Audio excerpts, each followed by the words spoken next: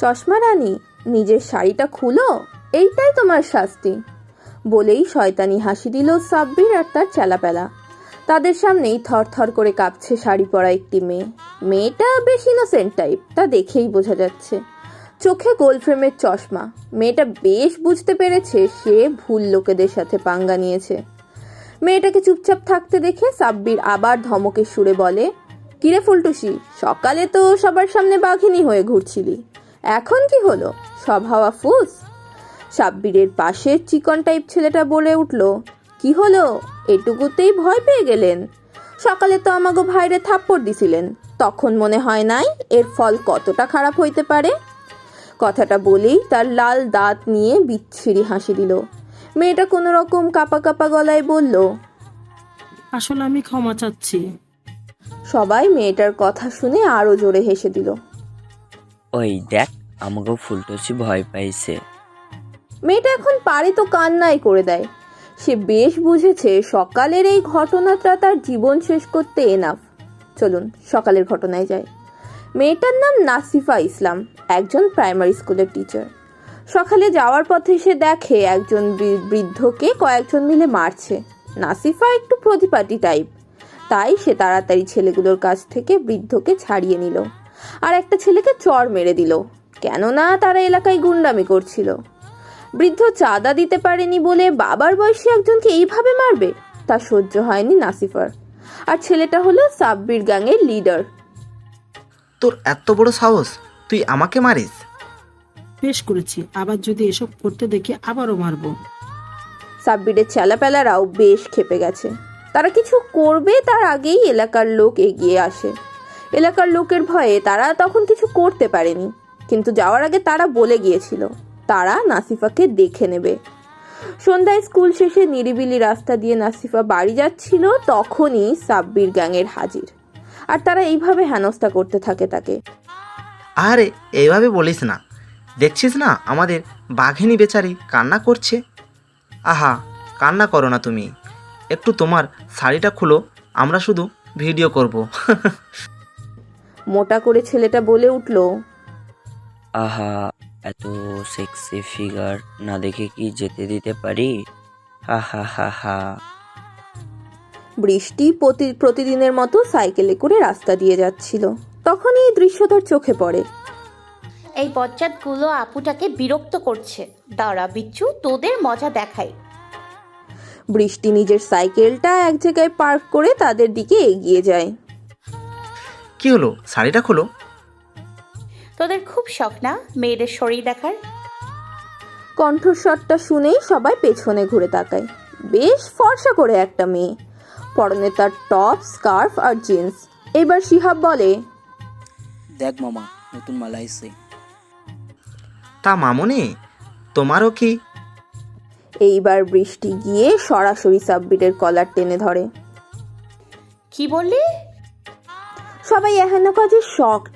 চিকন করে ছেলেটা বলে ওঠে, তোর সাহস তো কম না, আমগো ভাইয়ের কলার টানোস? ওই চিকনা চুপ। কি আমি চিক না? ভাই দেন আমার কি কয়। চিকনা রে তো চিকনাই কম। এই মেয়ে, তোমার সাহস দেখি বড্ড। চুপচাপ আমাদের কাজটা করতে দাও, না হলে। বৃষ্টি এইবার বাঁকা হেসে সাব্বিরের কানে কিছু একটা বলে, তারপর ওর কলার ছেড়ে দেয়। সাব্বিরের ভয়ে হাত পা বরফ হয়ে যাচ্ছে। কি রে সাব্বির, কি হয়েছে? ওই বুটকা, চুপ থাক। দেখিস না তোদের বস ভয় পাচ্ছে? ভাই দেখ, তোর সামনে আমগো ভুটকা কয়। ভুটকাই রে, ভুটকা কমু না তো কি কমু? দিনে কয়বার খাস? তোমারে কমুকে। বৃষ্টি ঠাস কইরা শাকিলের গালে একটা চড় মারে। এত জোরে চড় মারায় সবাই ভয় পেয়ে যায়। নাসিফা তো অবাক, আর শাকিল, তার তো মাথা ঘুরতেছে। চারদিকে গোল গোল দেখছে সে। কি রে কও, নাকি দিমো আর একটা? আপামনি কইতাছি, আর মাইরেন না, দাঁড়ান, ভুইলা গেছি, একটু হিসাব কইরা নেই। কর। শাকিল বসে হিসাব করতে থাকে, তখনই চিকনা টাইপ ছেলেটা বলে, ভাই আপনি কিছু কইবেন না? সাব্বির চুপ, যেন তার কিছু করার নেই। বৃষ্টি গিয়ে চিকনার চুল টেনে ধরে। আরে আপা সারেন। কেন চিকনা, মাইয়াগো মতো বড় চুল রাখবা আর আমি কইলে দোষ? চুল কি কাটস না নাকি? আমার নাম চিক্কা না, আমার নাম পল্টু, আর এটাই স্টাইল। এইটাই স্টাইল? দিমু একটা ওর মতো সর কানের নিচে। আমারে মাইরেন না আপা। আচ্ছা তুই খাস না? খাই তো। তাহলে এত শিখ না কেন? আল্লাহ, আমারে চিক্কা বানাইলে আমি কি করবো? এই আপারে কেউ বোঝা ভাই আমার চুল। সারাদিন না খাইয়া গুন্ডামি করলে এমন তো হইবই। ওই ভুটকা, তোর হিসাব হয়েছে? আসলে আমি গণিতে কাঁচা। ধুর, তুই খালি খাইতে পারস। এই চিকনাটারে তোগো লগে নিয়ে কিছু খাওয়াবি। আচ্ছা। আর তুই? সাব্বিরকে ইশারা করে। সাব্বির ভয়ে ভয়ে উত্তর দেয়। জি। সবাই ভয়ে ভয়ে ক্ষমা চায় নাসিফার কাছে। তখনই পুলিশের হর্ন শোনা যায়, সবগুলো পালিয়ে যায়। জানি না বোন তুমি কে, কিন্তু তোমাকে অনেক ধন্যবাদ। তাহলে ওরা যে কি করতো। চাপ নিও না আপু, আমারে ধন্যবাদ দিতে হবে না, এটা আমার কর্তব্য। নাসিফাকে একটা অটো ধরিয়ে দেয় বৃষ্টি। এটা আমার কার্ড, কোনো দরকার হলে আমাকে একবার মনে করো। অবশ্যই আপু। বাই বৃষ্টি। তারপর সাইকেলে বসে পড়ে। উদ্দেশ্য বাসা। এইবার বৃষ্টির পরিচয়ে আসি।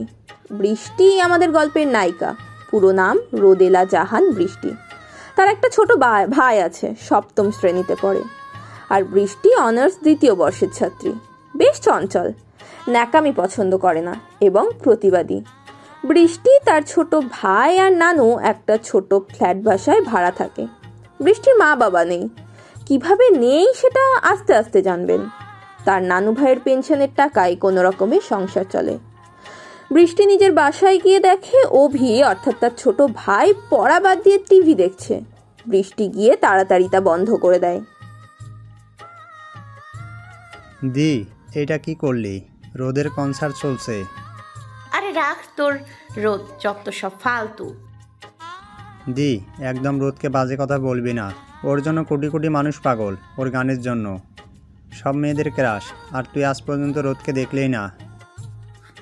হোয়াট? ইম্পসিবল। কেন? দিদিভাই হলে সমস্যা কি?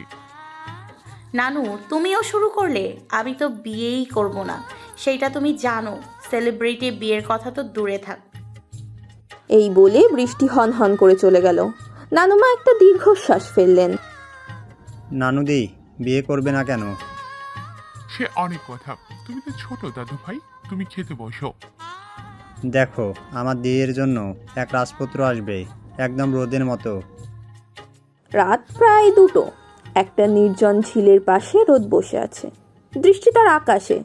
আজ সে ভীষণ বিরক্ত। আজ একটা এতিমখানার বাচ্চাদের সাথে আলাদা টাইম স্পেন্ড করতে যাচ্ছিল রোদ। কিন্তু এই প্রেস মিডিয়া একের পর এক ছবি তুলতে শুরু করে দিল। সে সেলিব্রিটি বলে কি তার আলাদা টাইম স্পেন্ড করার অধিকার নেই? তাই সে এত রাতে ঝিল পাড়ে এসেছে, অন্তত এখানে যাতে কেউ তাকে ডিস্টার্ব না করে। রোদের পুরো নাম মেঘালয় আহমেদ রোদ। বাবা মায়ের আদরের ছোট ছেলে। রোদ, সে তার মা বাবার সাথে আপাতত থাকে না, কেননা সে সিঙ্গার হতে চায়। আর তার বাবা চায় তার বিরাট বিজনেসে রোদও যেন তার বড় ভাই আকাশের মতো দেখাশোনা করে। কিন্তু রোদের বিজনেসে কোনো ইন্টারেস্ট নেই। তার স্বপ্ন সে একজন সিঙ্গার হবে, এবং সে আজ হয়েও দেখিয়েছে। কিন্তু তার বাবার সাথে সামান্য মনোমালিন্যের জন্য সে আজ আলাদা থাকে। রোদ একটু শান্ত গম্ভীর টাইপের, কিন্তু রাগ উঠে গেলে তার মাথা ঠিক থাকে না। রোদ এইসব চিন্তা করছিল, তখনই বড় ঘাসের ওই পাশ থেকে কিছু একটা নড়ছিল। ব্যাপারটাই রোদ বেশ অবাক। এত রাতে এখানে কে থাকবে কৌতূহল মেটাতে সে ঘাসের কাছে যায়। আর যা দেখে তাতে তার চোখ কপালে। এত রাতে একটা মেয়ে, তাও এরকম একটা জায়গায়। হেই, কে আপনি? বৃষ্টি ঘাসের উপর বসে চিপস খাচ্ছিল। হঠাৎ কোনো ছেলের কণ্ঠস্বর শুনে পেছনে ঘুরে দেখে।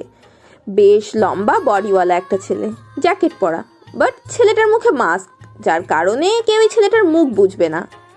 বৃষ্টিকে চুপ থাকতে দেখে ছেলেটা আবার বলে ওঠে, কি হলো বলছেন না কেন? কে আপনি? কে? আমি মানুষ। মেয়েটার মুখে এমন তেরা কথা শুনে রোদ কিছুটা হকচকিয়ে যায়, কিন্তু মেয়েটাকে দেখে কেমন একটা ফিল হয় তার, যেন কতদিনের চেনা। তাও স্বাভাবিকভাবে বলে, দেখুন, আমি বলতে চাইছি আপনি এত রাতে এখানে কি করছেন? দেখছেন না চিপস খাচ্ছি। মেয়েটা তো দেখি একটু তেরা টাইপের। কি হলো? কিচ্ছু না, কিন্তু এখানে আপনি একা একজন মেয়ে এত রাতে, সেটাই আমাকে ভাবাচ্ছে। আপনাকে আমার জন্য কে ভাবতে বলছে? দেখুন, আজব তো, কি দেখবো? আপনি বুঝতে পারছেন না রাতে এখানে আপনি একা মেয়ে মানুষ, এটা আপনার জন্য সেফ না। তাই বলছি দেশের একজন সচেতন নাগরিক হিসেবে। কি আমার এলো রে সচেতন নাগরিক? এই তো আচ্ছা, মুশকিল হলো। আমি আপনার ভালোর জন্য বলছি, আর উল্টো আমাকেই কথা শোনাচ্ছেন। আমার ভালো আপনাকে কে ভাবতে বলেছে? আমার নানু বলেছে কি? আপনি দেখি আচ্ছা ঝগড়ুটে। উফ, আমারই ভুল আপনার সাথে কথা বলা। আমি বলেছিলাম আমার সাথে কথা বলতে? এখন মেয়েটা ঝগড়া করছে, কিন্তু যদি জানতো আমি রোদ, তাহলে এই মেয়েটাও অন্য মেয়েদের মতো গায়ে এসে পড়তো। সব মেয়েদের একই স্বভাব, সাধারণ মানুষ দেখলে ঝগড়া করতে মন চায়, আর সেলিব্রিটি দেখলে গায়ে এসে পড়ে। রোদ এইসব ভাবছে, তখনই সে খেয়াল করলো মেয়েটা তার আশেপাশে নেই। রোদ এদিক সেদিক তাকায়। যা বাবা, এইটুকু সময় কোথায় গেল ঝগড়ুটে রানী? বৃষ্টি সাইকেলে বসে পড়ে, তখন সে খেয়াল করে রোদ তাকে দেখতে না পেয়ে এদিক সেদিক তাকাচ্ছে।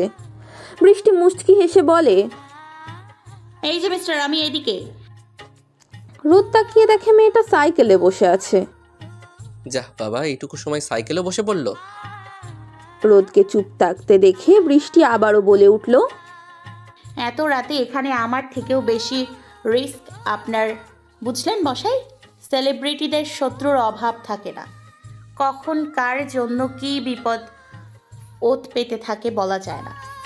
তাই আমার থেকে আপনার জন্য এই জায়গাটা বেশি সেফ নয়। বলেই বৃষ্টি নিজের সাইকেল নিয়ে চলে যায়। এদিকে রোদ তো অবাক, মেয়েটা জানে সে একজন সেলিব্রিটি, তাও এভাবে ঝগড়া করলো, কিন্তু মুখে মাস্ক থাকা সত্ত্বেও সে কিভাবে চিনে ফেললো। নিজের বারান্দায় রকিং চেয়ারে বসে কফি খাচ্ছে রোদ। প্রায় রাতে সে এই কাজটা করে থাকে। সে আজকের ঘটনা নিয়ে ভাবছে। মেয়েটার কাছে গিয়ে কিরকম একটা ফিল হলো রোদের। চাঁদের স্নিগ্ধ আলোয় মেয়েটাকে অনেক মায়াবী লাগছিল। নিজের কাজে নিজেই অবাক হলো রোদ। কত মেয়ে তার পিছে ঘুরঘুর করে, রোদ কাউকে দেখে মুগ্ধ হয়নি। শেষমেশ কিনা এই ঝগড়ুটে রানীর প্রতি সে মুগ্ধ হলো। সব থেকে অবাক করা বিষয়, সে জানতো রোদ একজন সুপারস্টার, তাও অন্য মেয়েদের মতো ন্যাকামি না করে ঝগড়া করলো। যে রোদকে সবাই ভয় পায়, তার উপর কথা বলার সাহস পায় না, তার সাথে এইটুকু একটা মেয়ে ঝগড়া লাগিয়ে ফেললো। সবচেয়ে মজার বিষয় হলো, এত রাতে মেয়েটা একা নির্জন জায়গায় বসে চিপস খাচ্ছিল। রোদ বিড়বিড় করে বলে ওঠে, সত্যি তুমি অন্যরকম। রাত প্রায় 3টে। আসিফকে হাত পা অবস্থায় বাঁধা রয়েছে। তার ভয়ে গলা শুকিয়ে যাচ্ছে। সে বুঝতে পেরেছে সে যা করেছে তা কতটা ভয়ঙ্কর, এবং এর শাস্তিও অধিক থেকে অধিকতর ভয়ঙ্কর। হঠাৎ দরজা খোলার শব্দে আসিফ ঘুরে তাকায়। অনেকগুলো কালো মাস্ক পরা বডিগার্ড ছেলে সারিবদ্ধ অবস্থায় দাঁড়িয়ে আছে। তখনই ব্ল্যাক মাস্ক পরা কালো হুডিওয়ালা একটা মেয়ে প্রবেশ করে। তার ফুল বডি কালো পোশাক, কালো গ্লাভস, কালো হুডি, কালো জ্যাকেট, কালো মাস্ক। মেয়েটা ভিতরে প্রবেশ করার সাথে সাথেই সবাই তাকে মাথা নিচু করে স্যালিউট জানায়। মেয়েটা সোজা গিয়ে আসিফের মুখোমুখি চেয়ারে বসে পড়ে। আসিফের ভয়ে ঘাম ছুটে যাচ্ছে। আমায় ক্ষমা করুন ব্ল্যাক মাস্ক। ব্ল্যাক মাস্ক পরা মেয়েটি হো হো করে ঘর খাপিয়ে হেসে ওঠে। হাসির শব্দে বাকি গার্ডসরাও ভয় পেয়ে যায়, কেননা তারা জানে এই হাসির পেছনে কতটা হিংস্রতা রয়েছে। ক্ষমা? হাসালে আসিফ তুমি? আমার সাথে বিগত 5 বছর ধরে কাজ করছো, আর এইটুকু জানো না ব্ল্যাক মাস্ক কাউকে ক্ষমা করতে শেখেনি?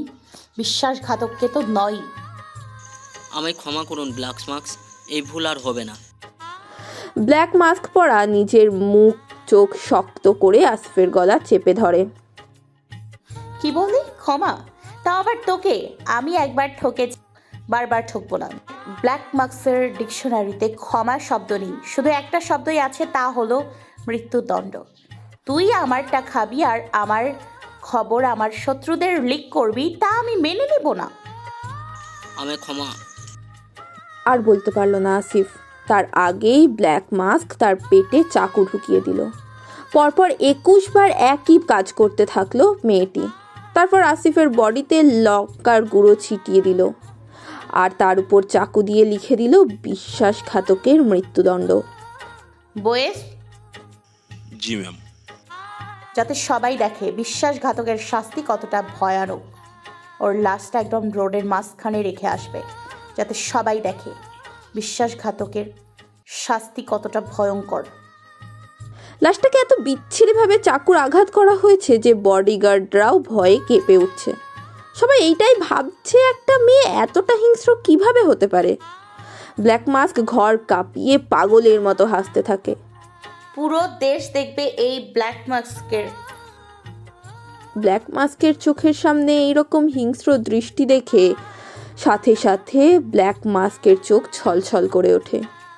ছাড়বো না, কাউকে ছাড়বো না, সবাইকে নৃশংসভাবে হত্যা করব।